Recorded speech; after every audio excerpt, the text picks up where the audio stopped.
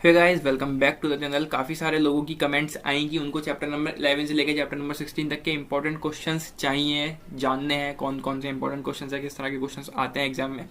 तो हमने chapter number 1 से लेकर चैप्टर नंबर 10 तक ऑब्जेक्टिव टाइप क्वेश्चंस भी अच्छे से कर लिए थे और काफ़ी सारे इंपॉर्टेंट क्वेश्चंस और एक्सपेक्टेड क्वेश्चंस हमने कवर किए थे चैप्टर 1 से लेकर 10 तक के।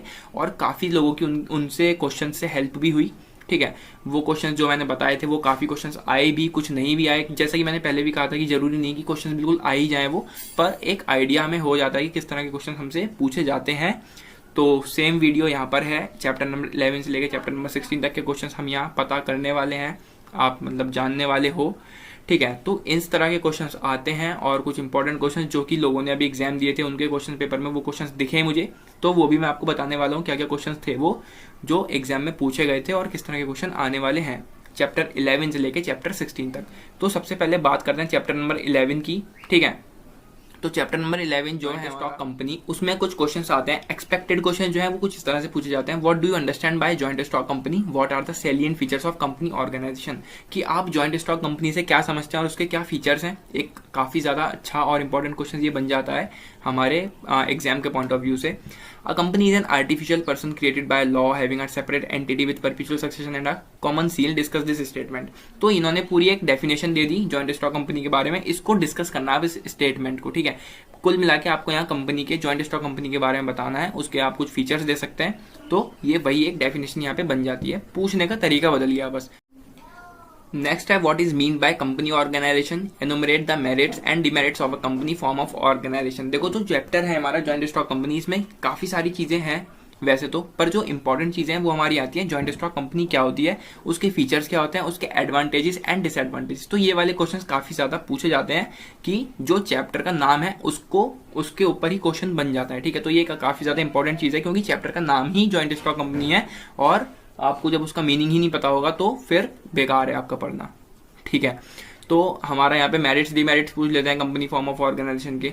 Define and distinguish between a private company and a public company, बहुत ज्यादा ये क्वेश्चन आया है एग्जाम्स में। ठीक है, प्राइवेट कंपनी और पब्लिक कंपनी को डिफरेंस बताओ उन दोनों के, तो ये क्वेश्चन भी काफी ज्यादा इंपॉर्टेंट है। What is the company give the evaluation of a company organisation, इस तरह के क्वेश्चन भी आते हैं पर काफी कम। ठीक है, ये काफी ज्यादा कॉमन क्वेश्चन है। व्हाट इज द कंपनी या फिर what is joint stock company, ये काफी ज्यादा कॉमन है, आप इस पर उतना ध्यान मत दो। ठीक है, फिर नेक्स्ट हमारा आता है What are the elements of joint stock company? Discuss the various points of distinction between private and public company। देखो, जो अभी हमने ऊपर क्वेश्चंस देखे थे वही दो क्वेश्चन एक ही क्वेश्चन में मिक्स हो गए। ठीक है, what do you understand by a private company, does this form of organisation enjoy all benefits which are available to partnership and public company. तो इस तरह के क्वेश्चन भी आते हैं। फिलहाल ये बहुत ज्यादा इंपॉर्टेंट चीज नहीं है, लेकिन इसमें ये चीज इंपॉर्टेंट है कि प्राइवेट कंपनी क्या होती है। ठीक है, what is company, distinction between partnership and company, ये क्वेश्चन काफी ज्यादा अच्छा है। कंपनी क्या होती है, हर क्वेश्चन में, हर दूसरे तीसरे क्वेश्चन में आपको ये देखने को जरूर मिलेगा व्हाट इज कंपनी, और यहाँ पे डिस्टिंग्विश मतलब डिफरेंस पूछ रहा है, पार्टनरशिप और कंपनी में क्या डिफरेंस है। ठीक है, do you agree with this statement that joint stock company form of business organisation is an improvement over partnership, give reasons for your answer. अब इसके लिए आपको पार्टनरशिप और कंपनी दोनों के बारे में एक अच्छी नॉलेज होनी जरूरी है। ठीक है, compare a private company and a public company, वही चीज आगे डिफरेंस बताना है कि कंपनी में पब्लिक कंपनी और प्राइवेट कंपनी में क्या डिफरेंस है और प्राइवेट कंपनी को क्या प्रिविलेजेस मिलते हैं। तो जब आप प्राइवेट और पब्लिक कंपनी के डिफरेंस के बारे में जानोगे तो आपको उनके प्रिविलेजेस भी पता चल जाएंगे। A private limited company has all the advantages of a public limited company as well as a partnership without their disadvantages। Discuss करो। ठीक है, तो इस तरह के क्वेश्चंस कुछ आते हैं एग्जाम में, पर जो इंपॉर्टेंट है काफी ज्यादा वो मैं बताता हूँ, वो भी चल रहा हूँ। जैसे कि कंपनी हमारा ऊपर था कि जॉइंट स्टॉक कंपनी क्या होती है, उसके फीचर्स क्या होते हैं और दोनों में difference public company private company में, वो चीजें काफी ज्यादा जरूरी है इस चैप्टर के लिए अगर हम देखें तो। On which basis classification of companies can be made, distinction between private and public company। देखो, फिर वही question, distinguish between private and public company, तो इसको देख के समझ जाओ कि काफी ज्यादा कॉमन क्वेश्चन है और एग्जाम में आने के चांसेस भी काफी ज्यादा बन जाते हैं। What is mean by one person company, OPC काफी ज्यादा पूछा जाता है। ठीक है, उसके प्रोविजंस या फिर उसके फीचर्स ये पूछ सकते हैं आपसे। ठीक है, what do you understand by one person company, फिर वही क्वेश्चन आया, describe the privileges that a OPC enjoy. तो बेसिकली अगेन यहाँ 1% कंपनी के ऊपर ही क्वेश्चन आया है, तो 1% कंपनी या फिर कहें तो ओपीसी भी एक इंपॉर्टेंट टॉपिक है एग्जाम के पॉइंट ऑफ व्यू से, ठीक है। काफी ज्यादा ये क्वेश्चन देखा गया है क्वेश्चन पेपर्स में जो जिनके एग्जाम अभी तक हुए हैं उनके में, ठीक है। आगे बढ़ते हैं, डिफाइन कंपनी, वही question, what is mean by holding and subsidiary company, बहुत कम आता है पर इस तरह के क्वेश्चन आते हैं, मैं ये बताना चाह रहा हूँ। Discuss main features of company, अभी ऊपर भी हमने सुना, मतलब मैंने बताया कि मैंने अभी जैसे ऊपर भी बताया कि कंपनी जॉइंट स्टॉक कंपनी क्या होती है, उसके फीचर्स इंपॉर्टेंट है, तो वही क्वेश्चन यहाँ पे भी आ गया। सिर्फ फीचर्स भी वो आपसे पूछ सकता है, उसकी डेफिनेशन के साथ उसके फीचर्स पूछ सकता है, तो क्वेश्चन काफी ज्यादा घुमा के कैसे भी आ सकते हैं। Why company is called improvement over partnership, company improvement कैसे साबित होती है पार्टनरशिप में, अगर हम उसको डिफरेंस देखें, अगर हम तो पार्टनरशिप और कंपनी में अगर हम अंतर देखें तो कंपनी काफी ज्यादा इंप्रूव्ड कैसे साबित हो सकती है, इसके लिए मैंने ऊपर भी बोला कि पार्टनरशिप और कंपनी दोनों के बारे में हमें नॉलेज होनी जरूरी है।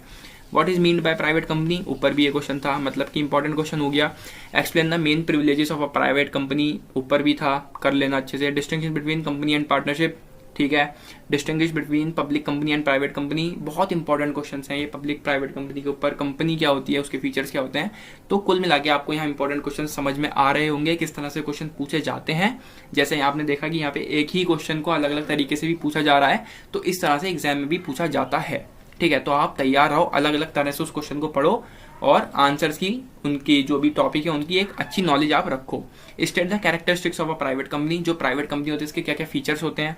Company is an artificial person, explain करो।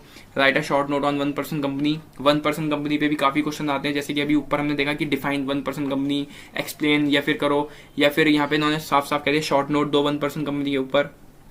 Discuss 5 advantages of company organisation, joint stock company जो है उसकी इन्होंने 5 फायदे पूछे हैं, या फिर कहो 5 मेरिट्स भी आ सकता है, 5 एडवांटेजेस भी पूछ सकता है, इस तरह से कुछ भी है। एडवांटेजेस, मेरिट्स, या फिर कहें तो क्या कहते हैं और, ठीक है, एडवांटेजेस कहते हैं, मेरिट्स कहते हैं, इंपॉर्टेंस कहते हैं, तो वो सारी चीजें यहाँ पे आ सकती हैं कुछ भी करके।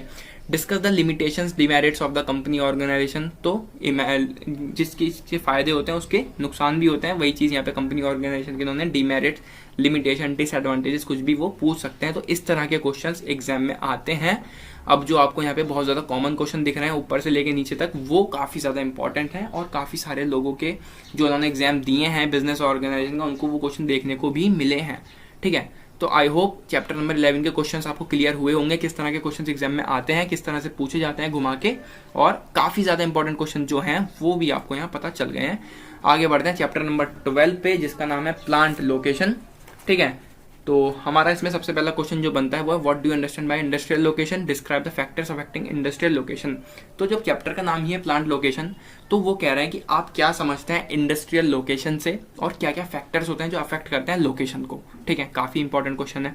What do you understand bye industrial location, same वही क्वेश्चन है। State the importance of plant location, क्या क्या इंपॉर्टेंस होती है प्लांट लोकेशन की, ठीक है।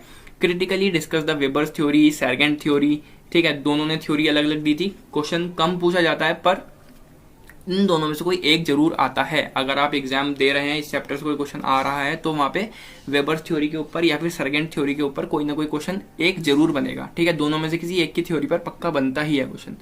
Describe the factors affecting location of industrial unit, बहुत इंपॉर्टेंट क्वेश्चन है कि क्या क्या फैक्टर्स होते हैं जो अफेक्ट करते हैं इंडस्ट्रियल यूनिट की लोकेशन को। Discuss the meaning and significance of industrial location, क्या मीनिंग, मतलब क्या होता है इंडस्ट्रियल लोकेशन का और क्या क्या उसके फायदे होते हैं। What are the main theories of industrial location, ठीक है। क्वेश्चन वही है, इंडस्ट्रियल लोकेशन का मीनिंग पूछ लिया, उसके इंपॉर्टेंस पूछ लिए। What do you mean by term location of industries, industrial location, location of industries, बात एक ही है। Briefly state the causes favouring such localisation, एक तरह से इन्होंने अफेक्ट जो ऊपर से अफेक्टिंग वही चीज यहाँ पे पूछ ली है, थोड़ा घुमा के क्वेश्चन को। What is mean by plant location, एक डायरेक्ट क्वेश्चन इस तरह से भी आ जाता है कि आप प्लांट लोकेशन से क्या समझते हैं, क्या क्या चीजें अफेक्ट करती हैं प्लांट लोकेशन को, काफी ज्यादा क्वेश्चन ये पूछा गया है। Discuss the determinants of plant location, plant location के डिटर्मिनेंट्स को डिस्कस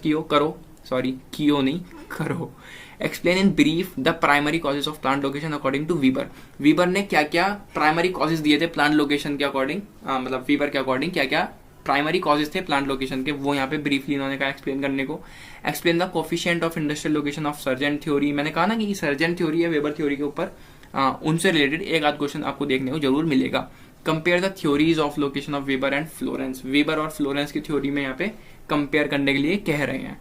तो काफी ज्यादा इंपॉर्टेंट जो क्वेश्चन हमारा यहाँ से बनता है वो है इंडस्ट्रियल लोकेशन क्या होती है, क्या क्या फैक्टर्स होते हैं जो उसको अफेक्ट करते हैं। प्लांट लोकेशन का मीनिंग यहाँ पे वो आपसे पूछ सकता है, ठीक है। इंपॉर्टेंस आपसे पूछ सकता है, इंपॉर्टेंस काफी ज्यादा पूछी जाती है कि लोकेशन जो है उसका मीनिंग क्या होता है और उस लोकेशन से क्या इंपॉर्टेंट हमारे लिए हो सकती है, क्या क्यों इंपॉर्टेंस है उसकी इतनी और क्या इंपॉर्टेंस उसकी होंगी, ठीक है। तो काफी ज्यादा क्वेश्चंस ये वाले पूछे गए हैं जो अभी एग्जाम्स हुए हैं लोगों के फर्स्ट सेमेस्टर के, ठीक है। प्लांट लोकेशन चैप्टर का नाम है, तो मीनिंग क्या होता है प्लांट लोकेशन वो आपको पता होना बहुत जरूरी है, ठीक है। आगे बढ़ते हैं चैप्टर नंबर 13 पर, जिसका नाम है हमारा प्लांट लेआउट, ठीक है। तो चैप्टर नंबर 13 जिसका नाम है प्लांट लेआउट।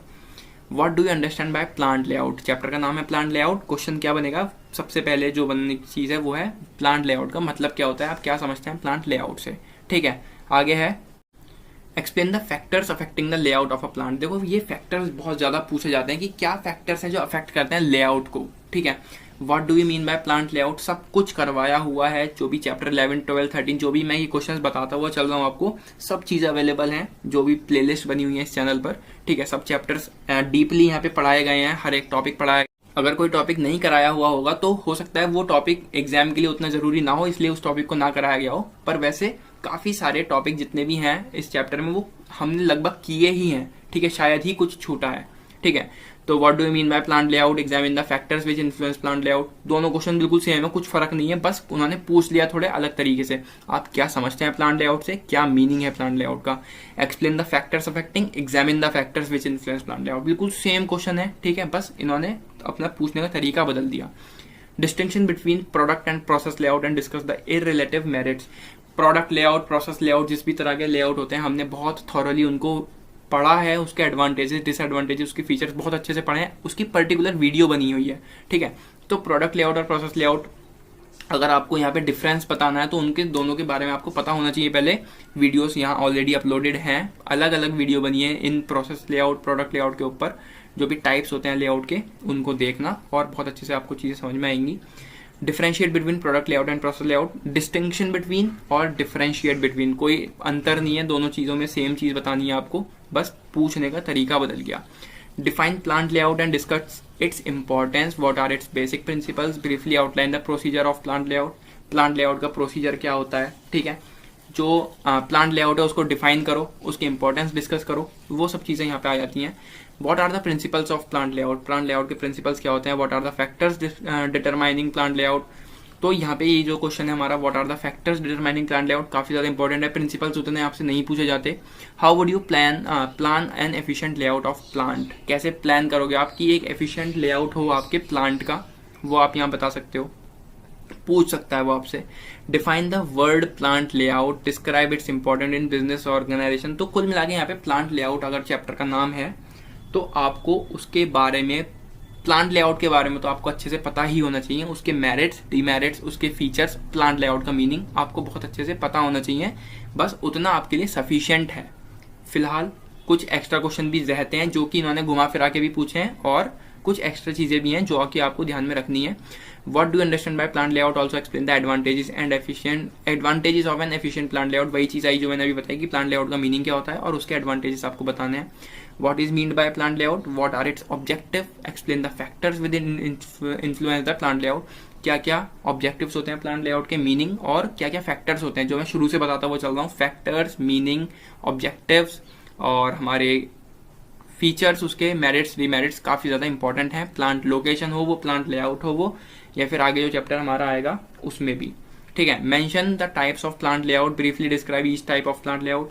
मैंने अभी बताया, दोबारा बता रहा हूँ कि जो टाइप होते हैं प्लांट लेआउट के जितने भी होते हैं उनकी पर्टिकुलर वीडियो बनी हुई है, process layout, product layout, group layout, उनको आराम से देखना, आराम से आपको वो चीजें समझ में आएंगी।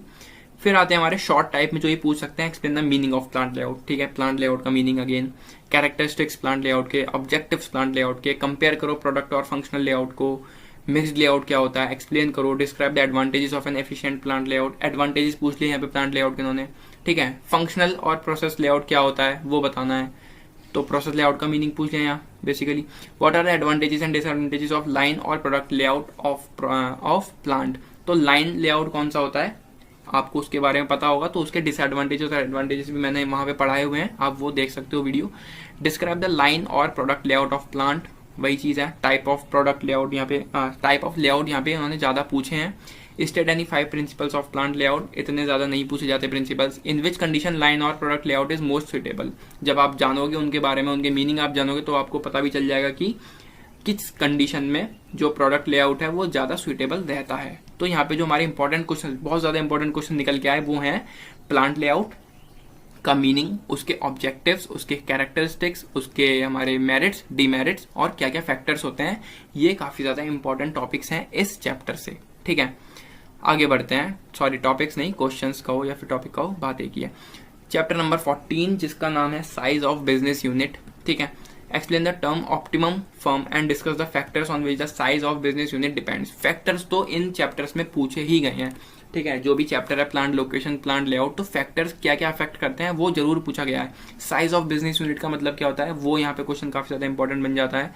Describe the various important factors which affect the size of business unit. Factors पूछ लिए फिर से जो अफेक्ट करते हैं बिजनेस यूनिट के साइज को।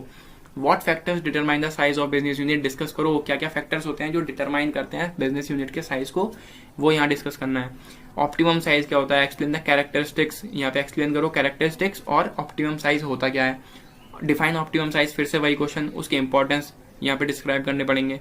Critically examine the various factors that determine the optimum size of business unit, वही चीज है, यहाँ पे फैक्टर्स पूछ लिए। The concept of optimum firm is not a stagnant one with changes in technique और organisation, the size of optimum unit will change, explain this statement. Statement वाले question काफी ज्यादा कम पूछे जाते हैं, मैंने जो भी देखे क्वेश्चन पेपर तो उसमें बहुत कम, मतलब ना के बराबर ही स्टेटमेंट वाले क्वेश्चन थे, पर फिर भी आपको यहाँ पे आइडिया हो जाएगा कि किस तरह के क्वेश्चन आते हैं एग्जाम में। एक्सप्लेन द डिफरेंट स्टैंडर्ड्स, काफी ज्यादा इंपॉर्टेंट क्वेश्चन है ये वाला कि जो हमारी बिजनेस यूनिट है उसका साइज मेजर करने के लिए क्या क्या स्टैंडर्ड्स हम यूज करते हैं। बहुत इंपॉर्टेंट क्वेश्चन है, काफी सारे पेपर्स में देखा मैंने बिजनेस ऑर्गेनाइजेशन के। ठीक है, तो करना इसको। The final size of the business unit as a whole depends on the reconciliation of the different optima, elucidate this statement। Statement वाले क्वेश्चन है तो उसको थोड़ा बस ऊपर ऊपर से थोड़ा देख लो अगर चाहते हो तो, वरना इतना इंपॉर्टेंट भी नहीं होता। ठीक है, describe the economies obtained from large size business unit, explain it's disadvantages also, explain 5 main factors affecting the size of business unit. देखो अगेन जो इंपॉर्टेंट क्वेश्चन है उसकी पहचान यही है कि वो क्वेश्चन रिपीट हो रहा है इन क्वेश्चंस में। ठीक है, तो आप देख के ही समझ जाओ बिजनेस यूनिट का साइज क्या होता है वो आपको पता होना चाहिए, क्या क्या फैक्टर्स होते हैं वो आपको पता होना चाहिए जो अफेक्ट करते हैं उसके साइज को। What are the features of optimum firm, जो ऑप्टिमम फर्म होती है उसके फीचर्स क्या होते हैं। फीचर्स जानने से पहले आपको उसका मीनिंग भी पता होना चाहिए। Explain the 5 main factors affecting optimum size. ठीक है, वही question. Reconcile different optimums, state the evils of large size unit, जो लार्ज साइज यूनिट्स होती है उसमें क्या क्या एवल्स होते हैं वो स्टेट करो या फिर बताओ उनको। ठीक है, तो ये कुछ क्वेश्चंस होते हैं जो हमने देखे इंपॉर्टेंट वाले और एक्सपेक्टेड क्वेश्चंस चैप्टर नंबर 14 से, जिसका नाम है साइज ऑफ बिजनेस यूनिट। तो ये वो क्वेश्चंस हैं जो आप जिस तरह के क्वेश्चन आते हैं एग्जाम में, और कुछ इंपॉर्टेंट क्वेश्चन भी यहाँ से आपको पता चल गए होंगे। आगे बढ़ते हैं हमारे नेक्स्ट चैप्टर की तरफ जिसका नाम है चैप्टर नंबर 15 और इसका नाम है बिजनेस कॉम्बिनेशन। ठीक है, इसके क्वेश्चन देखना शुरू करते हैं। जैसा कि मैंने पहले कहा कि जो भी चैप्टर का नाम होता है पहले उस पे से उस टॉपिक पे क्वेश्चन ज्यादा बनते हैं। तो चैप्टर का नाम क्या है, बिजनेस कॉम्बिनेशन, सबसे पहले उसी पे क्वेश्चन बनेगा।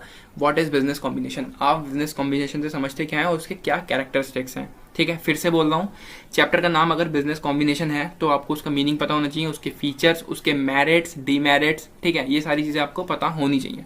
एक्सप्लेन द मेन कॉजेज, बस वही चीज ज्यादा इंपॉर्टेंट है। ठीक है, मीनिंग, उसके ऑब्जेक्टिव्स, फीचर्स कहें या फिर मेरिट्स, डीमेरिट्स कहें, वही अपने आप में काफी ज्यादा इंपॉर्टेंट चीजें हैं और उन्हीं में से क्वेश्चन ज्यादा पुटअप होते हैं एग्जाम में। Explain the main causes of the formation of business combination. ठीक है, are business combination desirable, discuss, क्या बिजनेस कॉम्बिनेशन डिजायरेबल हैं, डिस्कस करो। तो इस तरह के क्वेश्चन आते हैं। Business combination are not in the interest of the consumers, explain, जो बिजनेस कॉम्बिनेशन है वो कंज्यूमर्स के इंटरेस्ट में नहीं होते हैं, इसको एक्सप्लेन करो। Business combination are in the interest of consumers, discuss. यहाँ पूछ रहा है कि कस्टमर्स के इंटरेस्ट में नहीं होते हैं, अगले क्वेश्चन में पूछा है कि वो इंटरेस्ट में होते हैं, डिस्कस करो। What are the kinds of business combination, describe in brief any of them, क्या क्या काइंड्स होते हैं, किस किस तरह के बिजनेस कॉम्बिनेशन होते हैं। अभी हमारी रिसेंटली यही वीडियोस चल रही हैं कि बिजनेस कॉम्बिनेशन के टाइप्स क्या होते हैं और पर्टिकुलर वीडियो बनी है उन पर भी।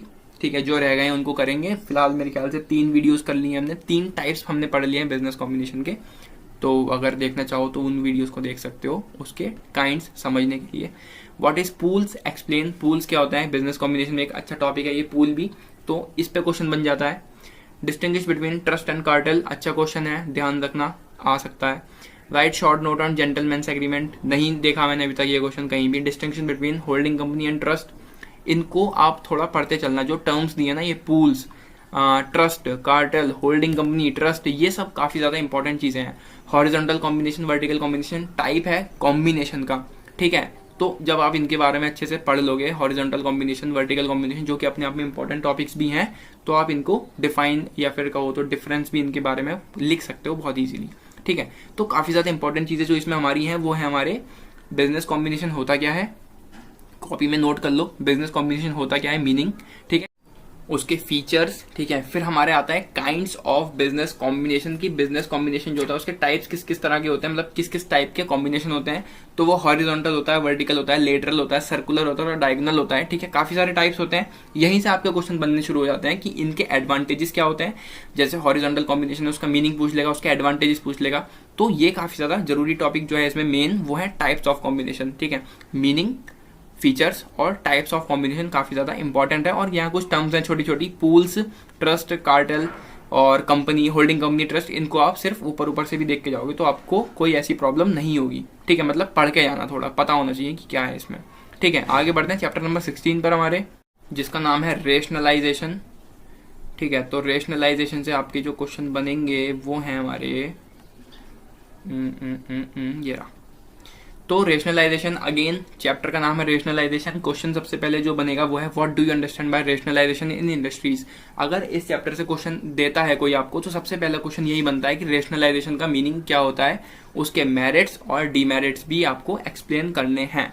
वैसे काफी ज्यादा कम मैंने रेशनलाइजेशन पर क्वेश्चन देखे, काफी जितने भी लोगों के एग्जाम हुए काफी कम ही मैंने क्वेश्चन देखा रेशनलाइजेशन का। कुछ कुछ के साथ ऐसा था कि ऊपर से ही मना करा था कि चैप्टर नंबर 16 आएगा ही नहीं एग्जाम में। तो अगर आपके साथ भी कुछ ऐसा है तो रेशनलाइजेशन चैप्टर पे ध्यान मत देना। अगर रेशनलाइजेशन चैप्टर आ रहा है तो ये रहे क्वेश्चन कि इस तरह से क्वेश्चन आपके आने के चांसेस हैं एग्जाम में, ठीक है। रेशनलाइजेशन क्या होता है, उसके ऑब्जेक्टिव्स क्या है, रेशनलाइजेशन क्या होता है, उसके एडवांटेजेस और डिसएडवांटेजेस क्या है, ठीक है। Objects of rationalisation, why has it been opposed by the workers, explain the merits and demerits. तो मतलब रेशनलाइजेशन का मीनिंग ध्यान रखो, मेरिट्स डीमेरिट्स ध्यान रखो, फीचर्स ध्यान में रखो, ठीक है।